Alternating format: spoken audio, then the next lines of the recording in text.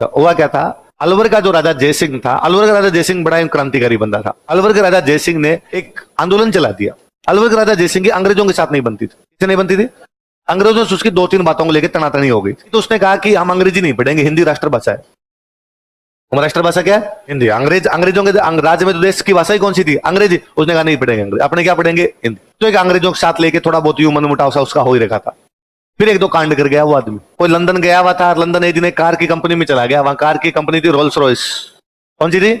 और Rolls Royce वालों के पास गया। राजा जयसिंह वो राजा था जिसने उस समय खादी के कपड़े पहने शुरू कर दिए थे। क्या पहने शुरू किए? जब तक गांधी जी इंडिया भी नहीं आए थे। गांधी जी इंडिया भी नहीं आए थे तब वो क्या पहना करता था? खादी के स्वदेशी कपड़े। हमारे कपड़े पहनेंगे, अंग्रेजों के कपड़े भी हम पहनेंगे नहीं। तो कोई खादी के कपड़े पहना हुआ रोल्स रॉयस कंपनी में चला गया, कार दिखाओ। रोल्स रॉयस वालों की कार बहुत महंगी आती, राजा महाराजा ही खरीदते। तो उन्होंने उसको देख के कहा कि औकात से बाहर है, बाहर निकल। अगली दुकान चले, आ जाते हो यार सुबह सुबह दिमाग खराब करने के लिए। महंगी कार आती है, पता नहीं तुम्हें? मैंने कहा महंगी कितने की आएगी, मैं ले लूंगा। उसने भाई साहब नहीं ले पाओगे, फालतू की पंचायती मत करो। राजा जयसिंह को गुस्सा है, उसने कहा कितनी खड़ी है? कहा अच्छा है। कहा ये पेमेंट पकड़, 6 की 6 पैक कर। 6 कार लेके आया, अलवर नगर निगम में लगाई उनको। कचरे वाला आया, जरा कचरा निकाल। झाड़ू लगाई भी, अलवर में कचरा उठाती थी।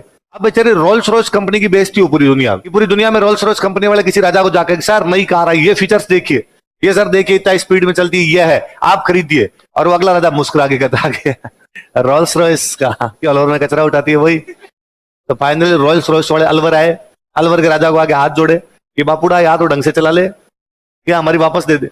फिर वो एक कार तो दे के गए फ्री में, बाकी वाली कारें उसे लेके गए। तो राजा की बंदी बंद हो गई। राजा का शिमला में घर था, तो राजा ने एक बार किसी अंग्रेज को डिनर पे बुलाया। वो अंग्रेज बेचारा शाम को कोई काम आ गया, भगवान जाने बीमार हो गया। तो उसने अपनी वाइफ को कहा कि देख राजा रानी ने अपने को डिनर पे बुलाया है, राजा रानी वेट कर रहे होंगे, मैं जा नहीं पाऊंगा, प्लीज तू चली जा। तो राजा को बुरा नहीं लगे, तो वो बेचारी महिला गई डिनर के लिए। अंग्रेज महिला थी, साथ में ले गई अपना कुत्ता। चले गई। राजा जयसिंह ने कहा कुत्ते को बाहर बांध दो मैडम, आप अंदर खाना खा लो। उसने कहा नहीं है, टॉमी है। कैसे कहा इसको? और तुम तो ये बताओ इसके लिए क्या बनाया है? इसके लिए डिस्क कौन चाहिए? मेरे बराबर कुर्सी पे बैठेगा और वहीं डिनर करेगा साथ में। तो राजा जयसिंह ने कहा रवाना हो जाओ। साडा कुत्ता कुत्ता, तू अड्डा कुत्ता टॉमी, ऐसा नहीं हो सकता भाई साहब। और उस महिला को वहां से निकाल दिया। तो अंग्रेज बड़े गुस्से में रहते थे राजा जयसिंह। फिर राजा जयसिंह गोलमेज सम्मेलन में गया। गोलमेज सम्मेलन नाम सुनोगे? राउंड टेबल कॉन्फ्रेंस, मेज के चारों तरफ बैठ गए। राजा जयसिंह घोषणा करके आगे अलवर में चुनाव कराएंगे। अलवर में क्या कराएंगे? मतलब राजतंत्र समाप्त, जनता का राज लाएंगे।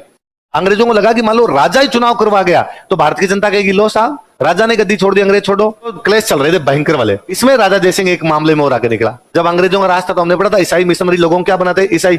राजा जयसिंह ने कहा कि वे लोग जो ईसाई बन गए उनको वापस हिंदू बनाएंगे। और कहते हैं अलवर के बाहर, अलवर का जो किला था उसके बाहर एक पंडित जी बिठाए।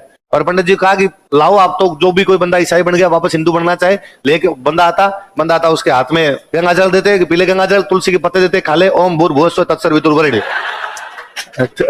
तुम आज के बाद वापस क्या हो? ये जब मूवमेंट थोड़ा आगे बढ़ाना, तो देखो मैंने आपको बताया था कि राजस्थान में ईसाई मिशनरियों का प्रभाव अधिक है। अपना ईसाई तो थे ही नहीं, आज ही नहीं दिखते तो तब तो और ही कम रहे होंगे। तो किसी ने राजा जयसिंह को कहा कि राजा जी जो पहले हिंदू थे बाद में और कोई धर्म में चले गए, उनको वापस हिंदू बनाना। कहा तो कहा खूब सारे हिंदू मुसलमान हो गए। मेव सारे के सारे हिंदू थे 4-5 पीढ़ी पहले, और अब क्या हो गए थे? और मेवों के साथ एक सिस्टम और था, मेवों की कल्चर भी चेंज नहीं हुई थी। मेवों की कल्चर पूरी हिंदुओं जैसी कल्चर पड़ी थी, शादी ब्याह के तरीके वरीके सारे वो थे, बस निकाह पड़ रहे थे, बाकी सेम वही था। तो कहा इन मेवों को वापस क्या बना देते हैं? हिंदू। और मेव तैयार और बैठे थे, मेव ने काम बढ़ने के लिए तैयार है। पर मेव ने राजा जयसिंह को कहा कि भाई दिक्कत दूसरी, हिंदू धर्म में समस्या एक बहुत भयंकर है। हिंदू धर्म में एग्जिट है, एंट्री नहीं है। हिंदू से मुसलमान बन सकते हो, हिंदू से ईसाई बन सकते हो, हिंदू से आप जैन बौद्ध पारसी सिख यहूदी कुछ भी बन सकते हो। कोई हिंदू कैसे बने इसकी कोई विधि नहीं है। क्योंकि मान लो यदि कोई कहे कि मैं हिंदू बनना चाहता हूं, फिर उसको कौन सी जाति में भेजेंगे?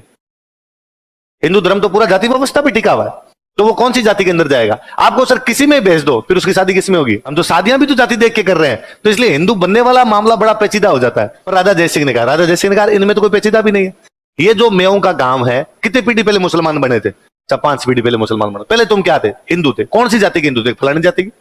और यहाँ ये था इस गांव के अंदर हिंदू इस जाति के लोग रहते हैं, ये मुसलमान बन गए, सेम जाति के लोग थे पर ये किसी भी कारण से मुसलमान बन गए। राजा जयसिंह ने कहा कि पहले तुम्हारी कोई हिंदुओं में जाति थी कि हाँ बस उसी जाति में जाओगे। तो उन्होंने कहा कि राजा तुम्हारे कहने से क्या होता है, उस जाति के लोग हमें रिश्ते तो करने चाहिए। उस जाति के लोग यदि रिश्ते नहीं करेंगे तो फिर हम उस जाति में जाके करेंगे क्या? राजा सिंह ने कहा ये भी करवाते हैं। बुलाया, ये एक मुसलमानों का गांव है, जो पहले हिंदू थे, किसी जाति के हिंदू थे, उसी जाति के हिंदुओं को बुलाया, पंच बिठाए सामने, तुम 5 लड़कियां इनको दो, ये 5 लड़कियां तुम्हें देंगे, आज क्या रिश्ते करो।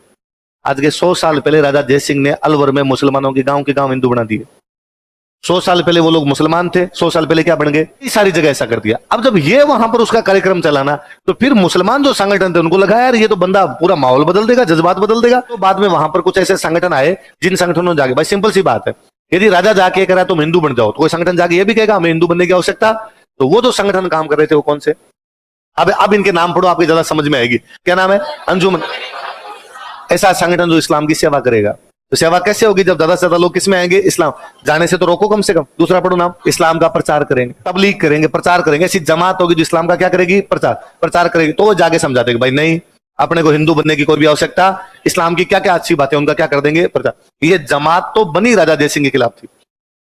राजा जयसिंह वाले इस मूवमेंट के दौरान ये जमात या अलवर और यूपी वाला जो टच करता हुआ इलाका है, इसी इलाके के लिए बनी थी। अब तो बहुत बड़ा संगठन है ये। मैं तो खुद ही जब आप पढ़ने लगा तो इस जमात के बारे में पढ़ने लगा, बाकी मेरा इसका सुना हुआ बहुत पहले से। मेरे पापा की पोस्टिंग थे पाकिस्तान बॉर्डर पे रही है। वहां वो पूरा जो गांव था मुसलमानों का गांव, 60-70 लोगों का गांव, पूरा का पूरा 60-70 घरों का गांव। उसमें 30-35 घर तो मुसलमानों के, बाकी 30-35 सिख हिंदू सारे इकट्ठे हो रखे उसमें। वहां हमारे एक मस्जिद हुआ करती, तो हम कई बार देखते कि अब वो हमारे गांव वाले जितने मुसलमान थे वो थे सारे सिंधी। कौन से मुसलमान, सिंध के मुसलमान थे वो। तो वो भाषा भी पूरी सिंधी बोला करते, सिंधी भाषा बोला करते। तो वहां हम कई बार देखते कि हमारी मस्जिद थी, छोटी सी मस्जिद थी गांव के अंदर, उस मस्जिद में कई बार बाहर के लोग आए हुए रहते। तो पापा से पूछते कि बाबा ये मस्जिद में आजकल बाहर से कौन आ गए, या हमारे जो मुस्लिम दोस्त हैं उनसे पूछते कि आजकल ये कौन आ रखे, कि जमात आई हुई है। क्या है ये, तो मैं को तीसरी चौथी में पढ़ता था तब से जानता हूं कि जमात नाम का संगठन होता है, वो मस्जिदों के अंदर जाता है। हम पूछते कि भाई क्या करने हैं, कि है ना इस्लाम की शिक्षा देते हैं। तो हमें ये पता था कि आगे पढ़ाते होंगे, यहाँ पर कुछ ना कुछ बताते होंगे। फिर हम कई बार हमारे साथ वाले कोई होते, तो उनको कई बार 10 दिन कोई साथ वाला दिखाई नहीं, क्रिकेट खेलने नहीं आया, तो हम उसको पूछते अरे कहाँ चला गया था, क्रिकेट खेलने आया नहीं। तो वो कहता मैं जमात में गया था। उस गांव के भी 10 लोग बाद में कहीं पर जाते अलग अलग प्रचार करने। तो मुझे याद है एक बार वो कुछ जमात वाले भैया थे, हम क्रिकेट खेल रहे थे, तो हमारे साथ आगे किधर क्रिकेट खेले। आते टाइम उन्होंने मुझे कहा यार तू जो भाषा बोलता है ना ये मेरे समझ आती है, तुम्हारे वाले मुसलमान जो बोलते हैं ना ये मेरे समझ नहीं है। मेरे पापा को बताया घर पे कि वो जमात वाले एक भैया आए थे, उन्होंने मेरे कहा कि तेरी भाषा समझ में आती है और जो मुसलमान बोलते हैं समझ में नहीं आती, जबकि वो भैया तो खुद ही मुसलमान है ना। तो पापा ने वापस कहा कि देख भाषा है ना धर्म पे नहीं होती, भाषा क्षेत्र पे होती है।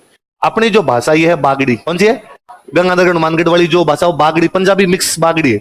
ये हिंदी जैसी सी है, इसलिए ये जो जितने लोग आते हैं ये सारे यूपी के हैं, जमात वाले ज्यादातर। इसलिए यूपी वालों की भाषा कौन सी, हिंदी, समझ में आ जाती है। अपने वाले मुसलमान बोलते हैं सिंधी, अपने को नहीं आती तो इनको तो कहां से आएगी, अपने इतने सालों से बीच में रह रहे हैं, अपने भी अब इतने सालों से रह रहे हैं, इसलिए अपने को पता है भाई ये क्या बोल रहे हैं। अब जैसे वो दूध को बोलते खीर, दूध क्या बोलते, प्याज को बोलते बसर, लहसुन को बोलते थुम, हल्दी को बोलते बसा, कटोरी को बोलते मुंगरी, सबसे भयंकर तो महिलाओं को बोलते जाड़। दी जाड़ है, ओ दी जाड़ है, ओ दी जाड़ है, आसान जैन तुसान जैन, वैसे वो सिंधी बोलते पूरा अलग ही एकदम। तो हम कई साल तक वहां रहे तो सीख गए धीरे धीरे, हाँ यार ये शब्द है, ये शब्द है। तो उनका यार कैसे समझ में आएगी। तो मेरे अब जब मैं पढ़ने लगा तो मुझे समझ में आएगा, अच्छा तो पापा कहते थे यूपी साइड के लोग आते हैं, तो ये जमात बना इस क्षेत्र का था। इस क्षेत्र में क्यों बना कि राजा जयसिंह इस प्रकार के मामले कर गया था। आई बात समझ में।